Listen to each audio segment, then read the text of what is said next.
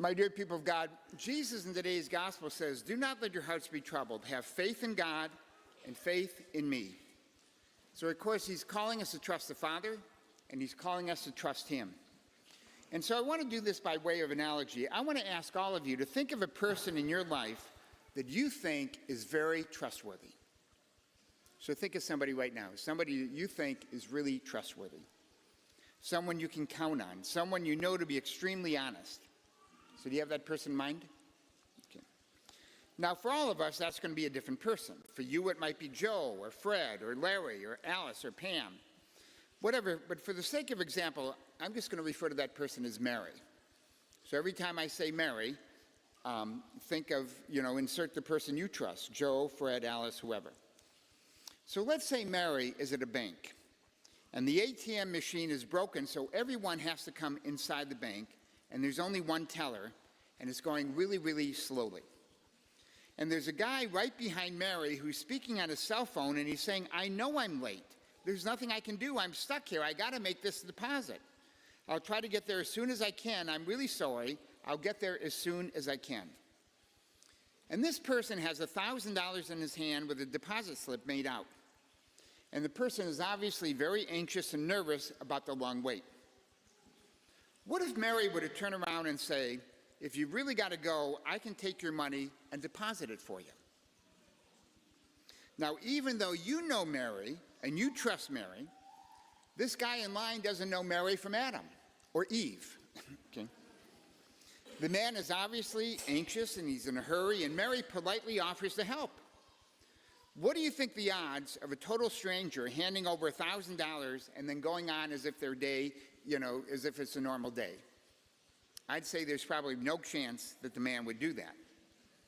And yet you know Mary, Joe, Fred, Alice, whoever, that is trustworthy. Now, is she any less trustworthy because this man didn't trust her? No. The answer is no. Mary is still trustworthy. This man hasn't learned to trust her. And the point I want to make is that trust doesn't come easy for us. We have to learn how to trust others.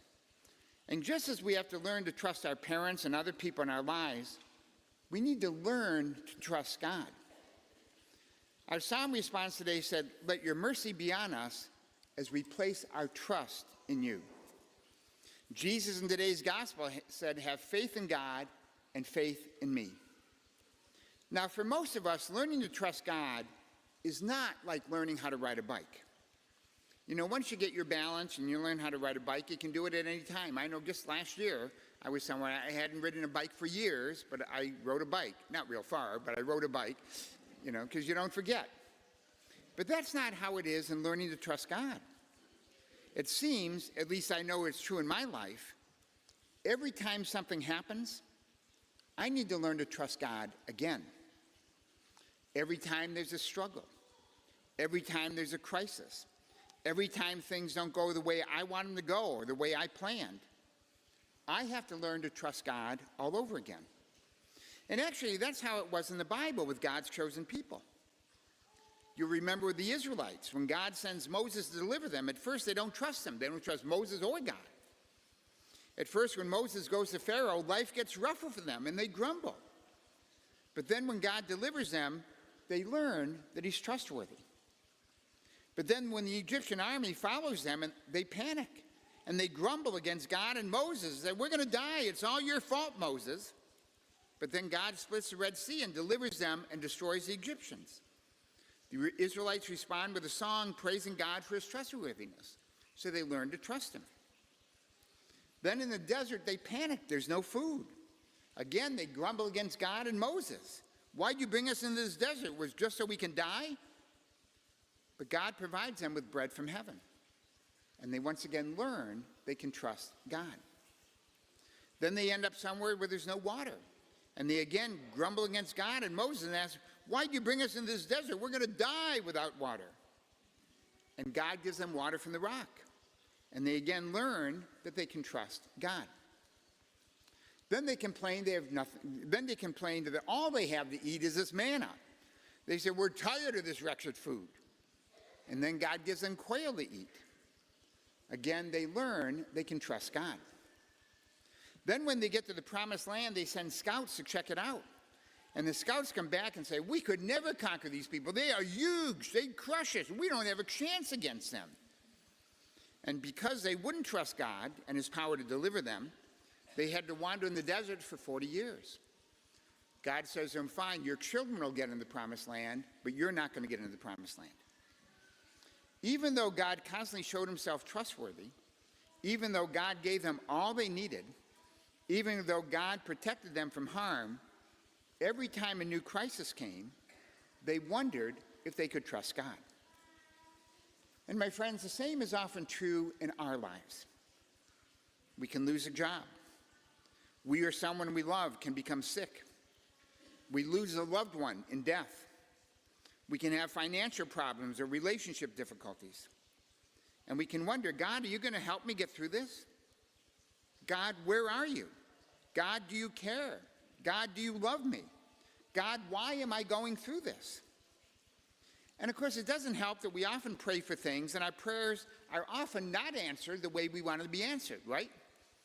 I know there's times I've prayed and prayed and prayed for something and things did not go the way I wanted them to go. The person didn't get better. The problem didn't seem to be solved. The person didn't understand, whatever. In those situations, of course, God is calling you and me to trust in his wisdom, because his wisdom is way beyond our wisdom. To trust in his ways, because his ways are far different than our ways. He's calling us to trust in his plan. But I know I often want him to do things my way, and go figure, he often doesn't do things my way. So it's hard to trust. It's hard to trust.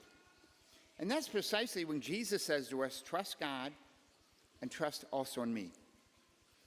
There was a young girl in her teens who expressed her doubt in this way. She said, I wish I could totally let go and trust God. I do try, but then I just can't let go. If I could let go and put myself in God's hands, maybe the rest would fall into place. My friends, you need to understand, the trusting person has the same number of life's difficulties as the person with no trust. Trust in God doesn't change life, but it does change the way we experience life. When we trust, we can live with hope instead of despair.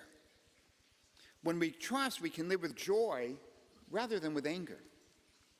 When we trust, we can live with peace rather than with bitterness and resentment. If we had perfect trust, we would have perfect peace. Now, how can that be? Because knowing that this life is only temporary, knowing that we're only passing through, knowing that whatever happens in this life can lead us to a deeper surrender to God's will, knowing God's promise that he's going to make all things work out right in the end for those who love him, that can lead to deeper insight that the life to come is way more important than the life here. Knowing that God promises he will work out whatever happens for our eternal good. If we totally trust God, then no matter what happens, we'll have peace. Because we know God will work out our eternal good.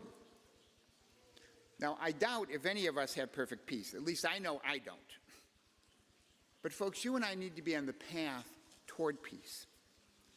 Always living with a troubled spirit is not how most of us want to live. And it's not how Jesus wants you and me to live.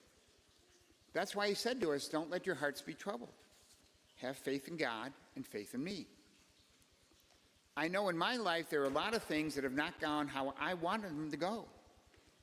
But as I look back, I can see God's hand was there, leading me, giving me strength, bringing healing.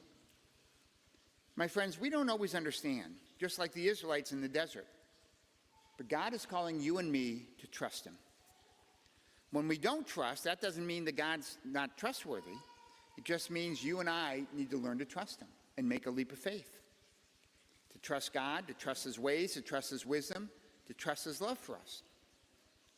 Trust in God allows us to move through the tough times with some expectation that there is light at the end of the tunnel.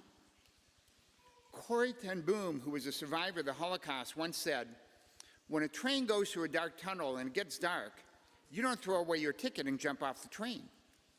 You sit still and you trust that the engineer will get you through the tunnel and back into the light. My friends, to trust God like that, we need to be praying. Prayer is certainly our pipeline to heaven. especially when things happen that hinder our trust. Some people are tempted to give up praying in those circumstances. They figure, I prayed and it didn't do any good, so I'm not going to pray anymore. But folks, that's when you and I most need to be praying. Because it's through prayer that we can eventually come to see God's hand is with us in all those difficult circumstances of our lives. We gather here each week not because we have perfect peace or perfect peaceful lives. Our lives are filled with trouble and darkness. But we need to celebrate the light and the love that comes from God who walks with us every step of the way, no matter what we face. As St. Augustine once said, trust the past to God's mercy, the present to God's love, and the future to God's providence. The fact is, my friends, God's plans usually are not our plans.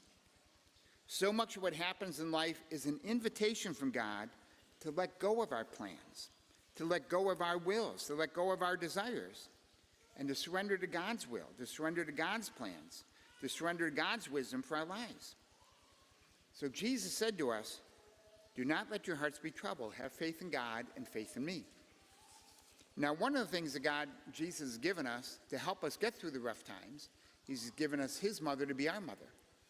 And we, of course, like all the kings in the line of David, he's made his mother the queen mother over his kingdom. And so we're now going to have our maid crowning.